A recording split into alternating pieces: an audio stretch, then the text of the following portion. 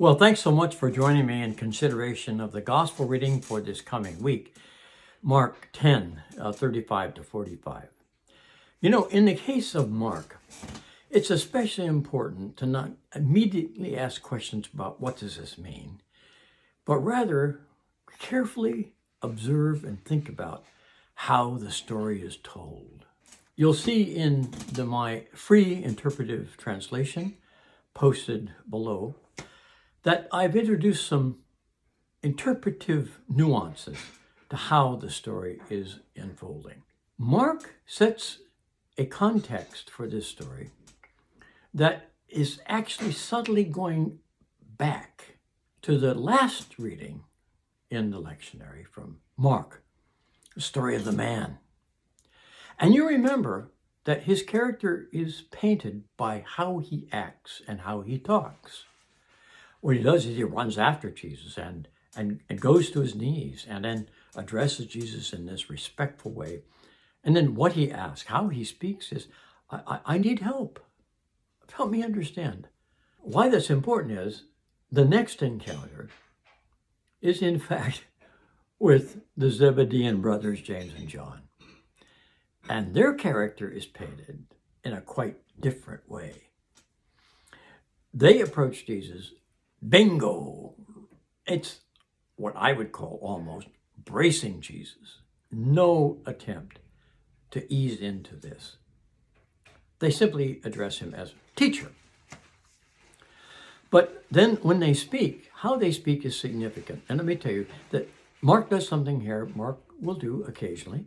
It was acceptable, even good storytelling back in the day. And that is to go into a story in the present tense. That's why I've translated.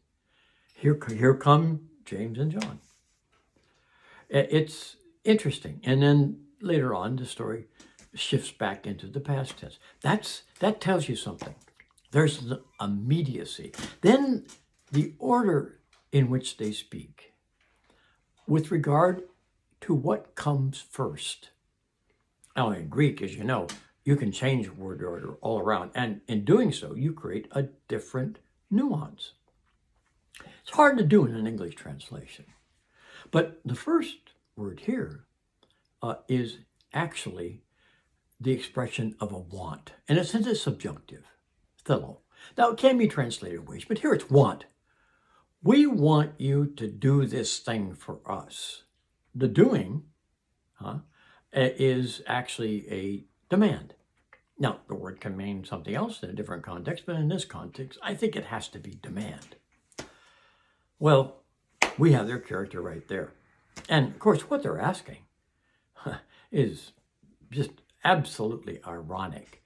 But it's only ironic because we read above the story. We, in a sense, have to make James and John our victim. Now, recognize that that's not an actual thing. That is a reader response thing. Mark is making them our victim to examine ourselves. Keep that in mind.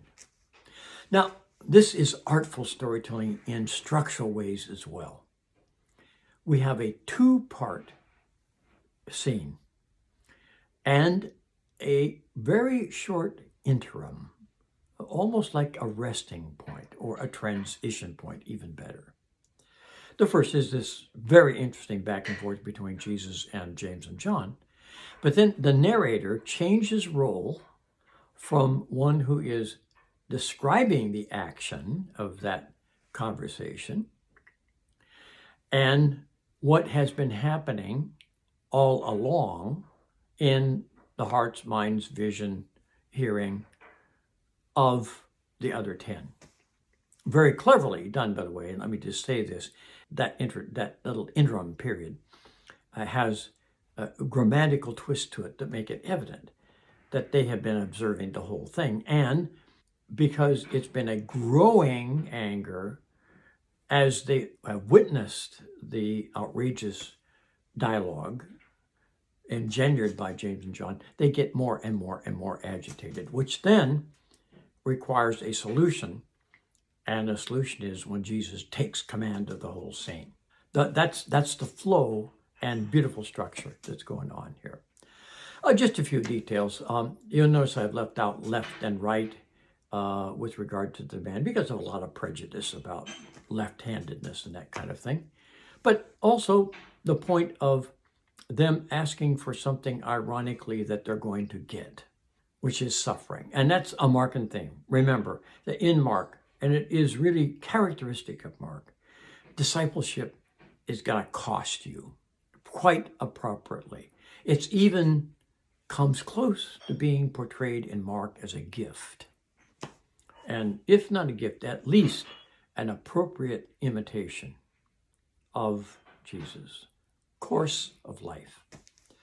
Now, the cup I've interpreted, of course, as suffering, but that's also related to the scene that's going to take place at Gethsemane, etc. The bath of blood, well, there's the blood of the passion, which cannot be denied. But let's go to the final scene, because that's where the heart and soul is. Now, remember, we are in the third of a series of three that Markan scholars have observed over and over again. It tells us something about the values of Mark, namely, we're at the heart of what Mark wants to say about discipleship, and this is the third of those. There's a passion prediction and some misunderstanding, and then a teaching, a core teaching on discipleship. You know, we saw it last week, and now it's the third. So now we're at something at the heart, and it's about ambition and the proper understanding of ambition based on reality. The negative reality is how the experience of these disciples and Jesus have seen governing. They know their Esther, they know their Maccabees, they know their history, they know how Rome functions, they know how the minions of Rome function in Syria and what we call Palestine and the whole Middle East. This is well known. We know how these leaders and governors function. Since you know that, Jesus says, start from what you know. That's reversed in what we are to do ourselves and how you ought to function when I'm gone. There's a mistaken impression sometimes that this is portrayed as the denial of ambition. Quite the contrary. In fact, I've made my translation in such a way to say that Jesus is saying being ambitious is perfectly fine. But let me tell you how to be ambitious. And it's by portraying yourself as I have lived my life, always seeking to care for others and to serve in ways that are odious without respect for whoever is concerned.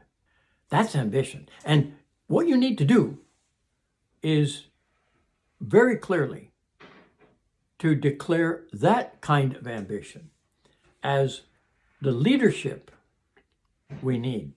My doctor father, C.E.B. Cranfield, wrote a little book called The Ransom of Many about this passage back in 1960. And in it, when he's talking about this particular part, he said, let's just be very clear.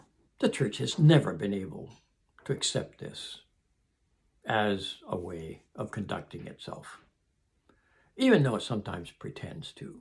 And sometimes it's even subtly suggested that really we have to reinterpret servanthood.